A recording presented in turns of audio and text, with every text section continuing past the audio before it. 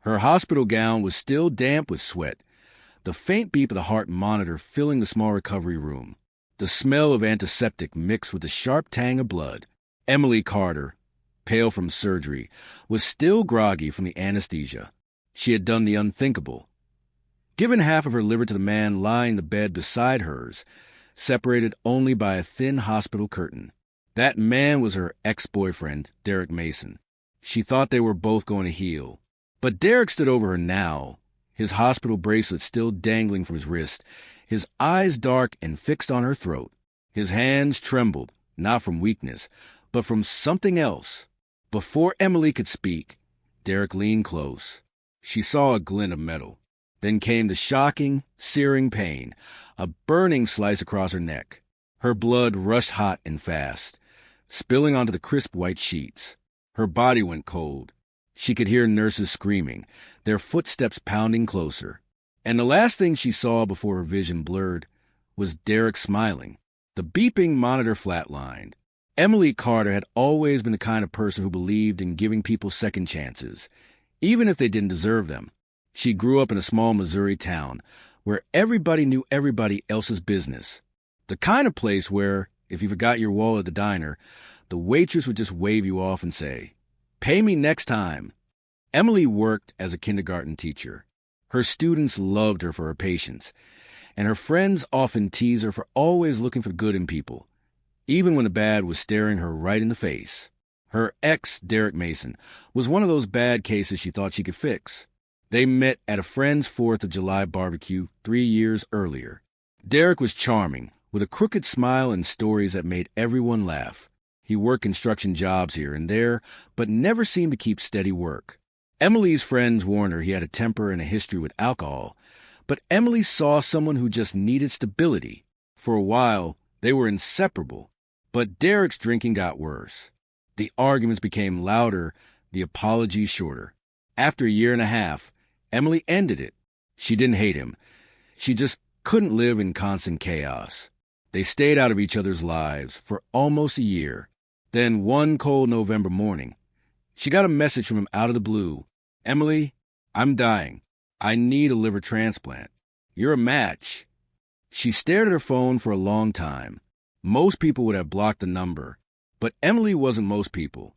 She agreed to meet him. When she saw Derek again, he was thinner, paler, his skin slightly yellow from a failing liver. He told her the doctor said he had months left, maybe less. Without a donor, Emily wrestled with the decision. Friends and family told her, "You don't owe him this."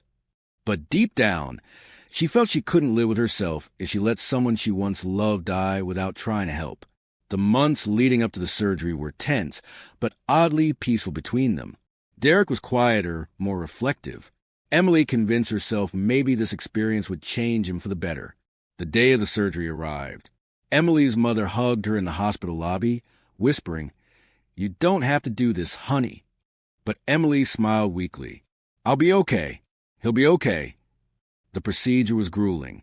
She woke in a recovery room with a dull ache in her side, every breath a reminder of what she had just done. She was exhausted but relieved. It was over. Derek was alive. She'd done the right thing. Or so she thought. 2 days into recovery, the hospital allowed Derek to walk short distances to help his body heal. That morning, Emily was half asleep when she heard the curtain between their beds swish open. "Hey," Derek said softly. She opened her eyes, seeing his face, drawn but strangely intense. His voice had no gratitude in it, just something she couldn't place. She didn't know it then, but that was the moment everything began to shift. Later that evening, as the nurses did their rounds, one whispered to another about an argument Derek had with a visitor earlier that day. Emily couldn't hear the details, but she caught fragments, something about money and owing him. She thought it didn't involve her. She was wrong. That night, Derek stood at the foot of her bed, watching her in the dim glow of the monitor lights. She pretended to be asleep, too tired to deal with him. What she didn't see was the way his hand lingered inside the pocket of his hospital gown, fingers curling around something sharp. The next morning, Emily would find out just how much danger she was in. The morning light spilled into the recovery room through half-closed blinds, But the warmth didn't reach Emily. She had barely slept. Every time she closed her eyes, she felt Derek's presence from the night before, standing there, silent, watching. A nurse named Carla came in first, cheerful as always.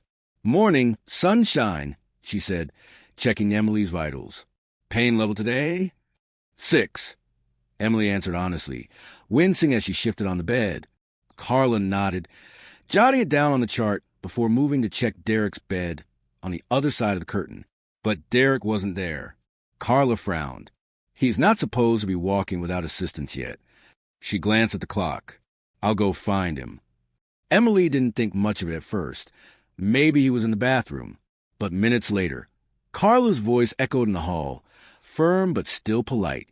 "Mr. Mason, you need to be back in your room." There was a low murmur of Derek's voice, too quiet for Emily to make out, then the sound of shuffling feet as they returned. When Derek walked in, his eyes flicked toward Emily. Something about the way he looked at her made her stomach tighten. It wasn't the look of a man grateful to be alive. It was something darker. Emily tried to shake it off, focusing instead on the slow, boring rhythm of recovery. Meals on trays, short walks with nurse, naps broken by the beeping of machines. But the unease wouldn't leave her. That night, the hallway was unusually quiet.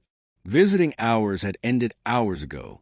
Emily was half asleep when she heard soft footsteps approach her bed. Her eyes blinked open. Derek was standing there again. This time, there was no smile, no casual posture. His face was tense, his jaw set. "Emily," he said in a low voice, "you think you saved me, right? You think you're some kind of hero?" Emily blinked at him, confused. "Derek, what?" Before she could finish, he stepped closer. You owed me for everything. And now you've taken something from me." Her heart began to pound. I gave you part of my liver. What are you talking about?" His eyes narrowed. "You took my control. My pride. You think I can live with that?" Emily didn't understand until she saw the flash of silver in his hand. A scalpel. Before she could scream, Derek lunged forward, pressing it against her throat. The cold metal burned against her skin. Somewhere in the hall, a nurse's voice called out, "I'll be back to check on you in 5, Emily." Derek froze, breathing hard, his eyes darting toward the door. Emily thought maybe he would back away. Maybe it was just a threat. But then he slashed. The pain was instant and blinding. Hot blood soaked her gown as she gasped, clutching her throat. Derek dropped the scalpel and bolted toward the hall. The nurse's scream split the air. Alarms blared. The room exploded with chaos. Orderlies rushing in, doctors shouting for pressure on the wound, the clatter of a gurney being pushed at full speed. In the middle of it all, Emily's vision started to fade. She could feel her life pouring out of her, and her last thought before everything went black was simple and devastating. "I saved his life, and he took mine." When Emily opened her eyes again, everything was white. The ceiling, the walls, the sheets. She was in the ICU. A police officer stood at the foot of her bed.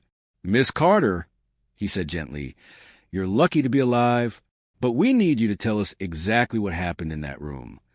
Emily's lips trembled as she tried to speak, but the bandages around her throat made every word painful. Still, she managed to whisper one name. "Derek."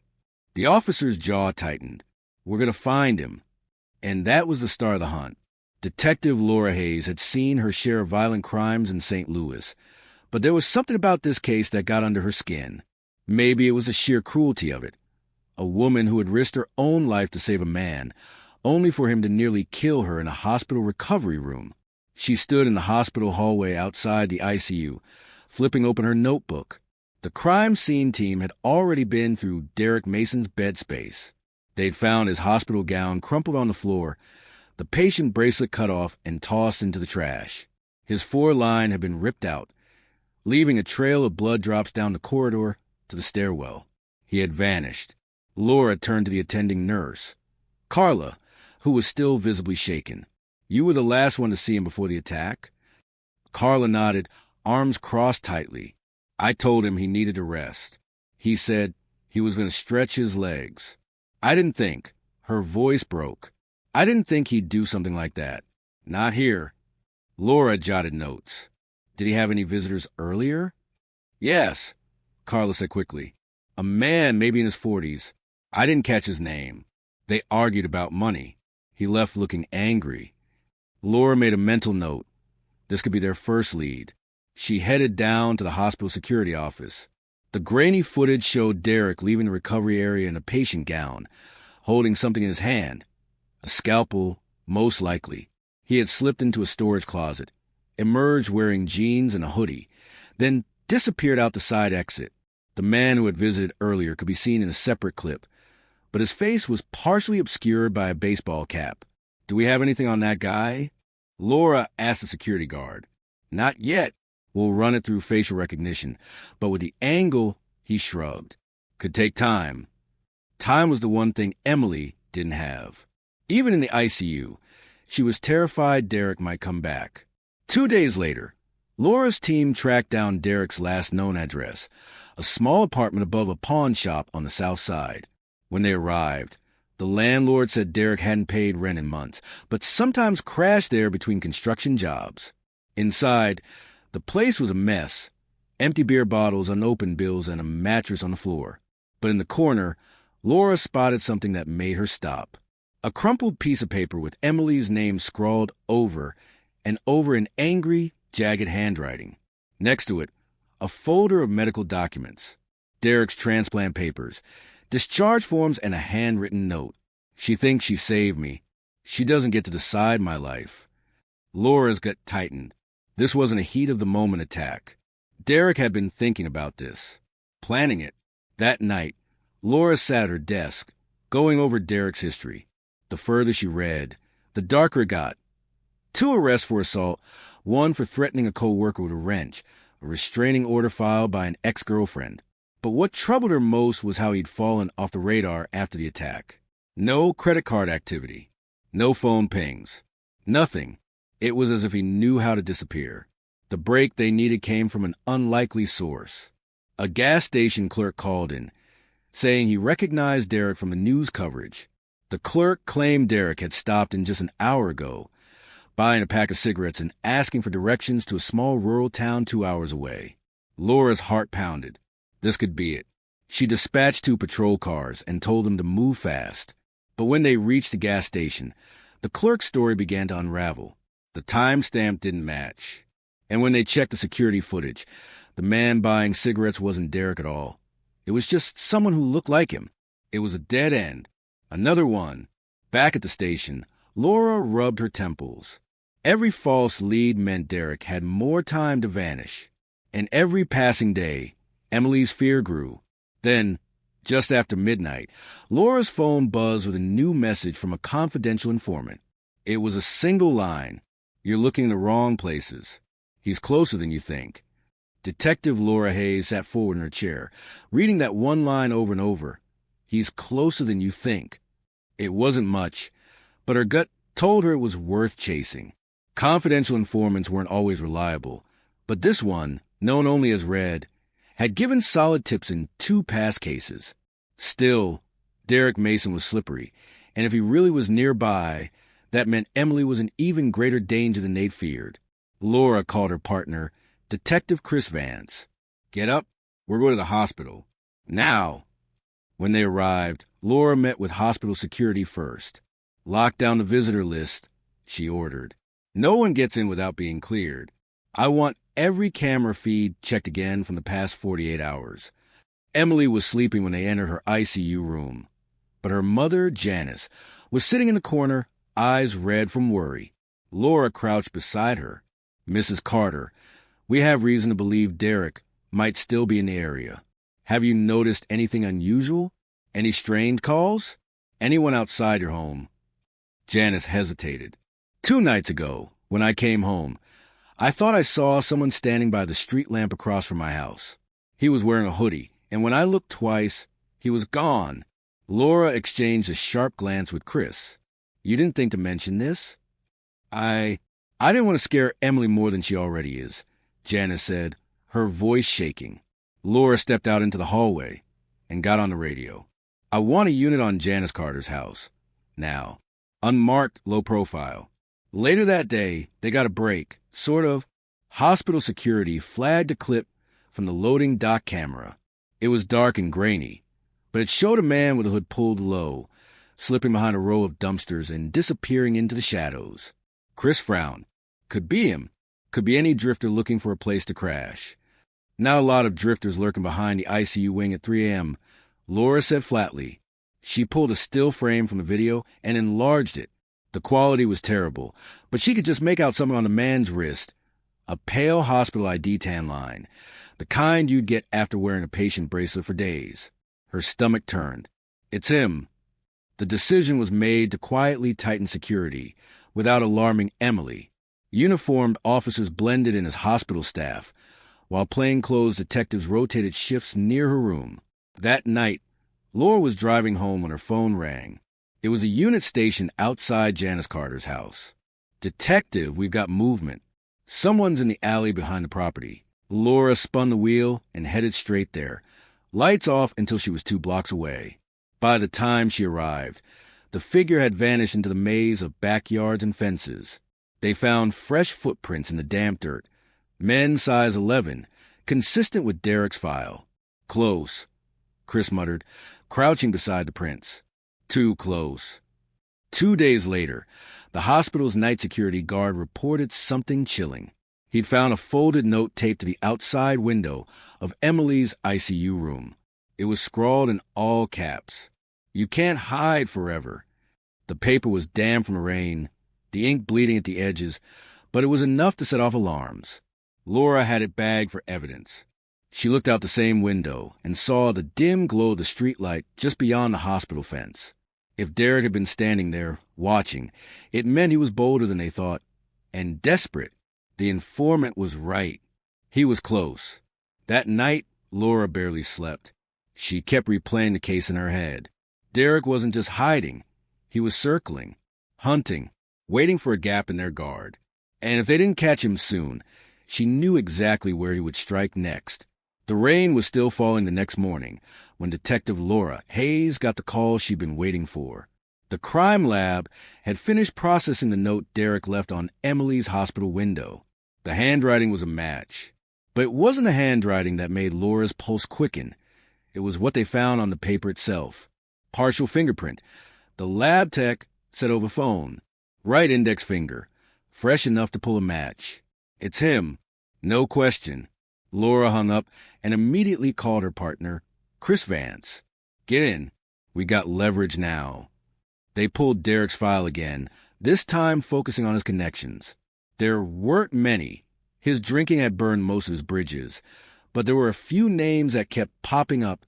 One in particular caught Laura's attention. Troy Garrison. Troy was the man seen visiting Derek in the hospital before the attack. The friend the nurses overheard arguing with him about money. A quick check showed Troy had a small repair shop on the edge of town and a record for petty theft. He was no stranger to police interviews. Laura and Chris drove out to the shop. Troy was in the back, hunched over an engine, grease up to his elbows. "Detectives," he said with a wary smile, wiping his hands on a rag. "What can I do for you?" Laura didn't waste time. "We know you visited Derek Mason in the hospital before the attack. We know you argued, and we know you've been in contact with him since. Where is he?" Troy laughed, but was nervous. "Haven't seen Derek since that day." And that wasn't an argument. It was just catching up. Chris leaned forward. "Catching up about what?" "The money he owes you." Troy's smile faltered. Laura put a photo of Emily's blood-stained hospital gown on the workbench. She gave him part of her liver, Troy, and he tried to kill her for it. Every day you protect him, you're part of that. Something in Troy's eyes shifted. He glanced toward the office door, then back at them. "You didn't hear this from me," he said in a low voice. "He's been crashing at his cousin's cabin by the river, near Clearwater, off the grid. He's only there at night." 2 hours later, Laura and Chris were in an unmarked SUV, winding down the muddy road toward the river. The cabin came into view, a small, sagging structure tucked behind a stand of trees. A single dim light glowed in the window. "Backup's 10 minutes out," Chris said. Laura nodded, but kept her eyes on the cabin. If he's here, we're not letting him slip away again. They killed the headlights and coasted the rest of the way in silence. Rain pattered against the roof. Somewhere in the darkness, a branch snapped. Then movement in the cabin window. A shadow crossing the light. Laura's heart pounded. She reached for her radio.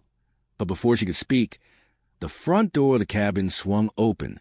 Derek Mason stepped out, hood up, a duffel bag slung over his shoulder. He paused on the porch, scanning the trees like he knew someone was watching. Laura held her breath. Then his gaze locked on theirs. He dropped the bag and bolted into the woods. Derek's silhouette vanished into the dark tree-line, the wet leaves muffling his footsteps.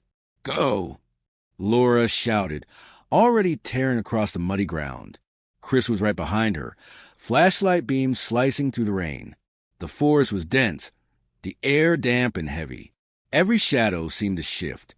Branches whipped Laura's face as she pushed forward, listening for the crunch of Derek's boots. "There!" Chris yelled, pointing toward a faint movement to the left. Laura caught a glimpse of him, a flash of his hood, the pale skin of his neck, before he darted downhill toward the river. They slid and stumbled down the slope. The rain made the ground slick, and Laura's boots sank into the mud with each step. She could hear Derek's breathing now, ragged and panicked. "Derek, stop," she called, though she knew he wouldn't. At the riverbank, he hesitated, glancing both ways. Then, without warning, he plunged into the water, thrashing toward the opposite shore. Chris cursed. "We can't lose him again." They radioed for backup to circle around, but the current was strong, and Derek was already halfway across. Laura's gut told her he had a plan, another hideout, another way to vanish. The next morning, the river search turned up nothing. No footprints on the opposite bank, no sign of where he'd gone. Back at the station, Laura felt the frustration mounting. Every time they got close, Derek slipped away. And now, after the river escape, he would be even more careful. But there was another problem. Emily. While she was still recovering in the ICU, a nurse reported seeing a man in the hospital parking lot the night before. He had been sitting in an old pickup truck for over an hour, engine running. When security approached, he drove off without turning on his headlights. The description matched Derek. "He's not running," Chris said grimly. "He's circling her." Laura's stomach nodded. "He's playing a game. He's letting us know he can get to her whenever he wants." That evening, Laura visited Emily under heavy police presence. Emily's voice was still hoarse from her throat injury, but she managed to speak. "Why hasn't he been caught yet?" she whispered, fear in her eyes. "We're close," Laura promised, though she wasn't sure she believed it herself. "But I need you to be careful. No going outside without an escort. No opening doors to anyone you don't know. He's desperate now, and desperate men are dangerous." Emily nodded, but Laura could see the weight of it pressing down on her. She had survived the attack only to live in constant fear that he would finish what he started. 3 nights later, Laura got a call that nearly stopped her heart. The patrol unit guarding Emily's home reported movement in the backyard. By the time they got there, the figure was gone, but they found something left behind, a hospital bracelet. The name printed on it, Derek Mason. It was a message, a warning, and Laura knew what it meant. Derek was done circling. He was ready to strike. Laura stood in the dimly lit briefing room, the hospital bracelet in a plastic evidence bag on the table between her and her team. "This isn't just taunting," she said, her voice low but steady. "He's telling us he's ready to finish it. We get one shot at this before he disappears for good, or Emily ends up dead." Chris leaned over the table. "So what's the plan?" Laura exhaled, her mind already racing. "We give him what he wants. We make him think Emily is alone and unprotected. Then we wait." The setup took 2 days. Emily's discharge from the hospital was staged, complete with fake paperwork and a quiet transfer back to her home. Only it wasn't her home. It was an unoccupied safe house, a department, sometimes used for undercover operations. Inside, cameras were hidden in every corner. 2 tactical officers were stationed in the attic. Laura and Chris would be in a van down the street, watching the feeds. Emily agreed to plan, but Laura could see the fear in her eyes when she visited to explain it. What if it doesn't work? Emily asked, her voice trembling. It will, Laura said firmly, though deep down she knew there were no guarantees. The first night passed without incident. So did the second.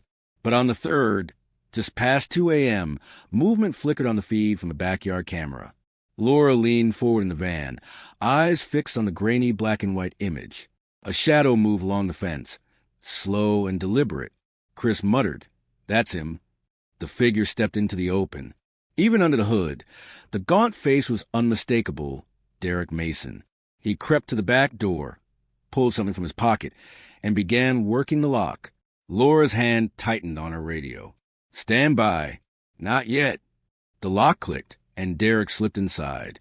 The hallway camera caught him moving toward the bedroom where Emily was sleeping.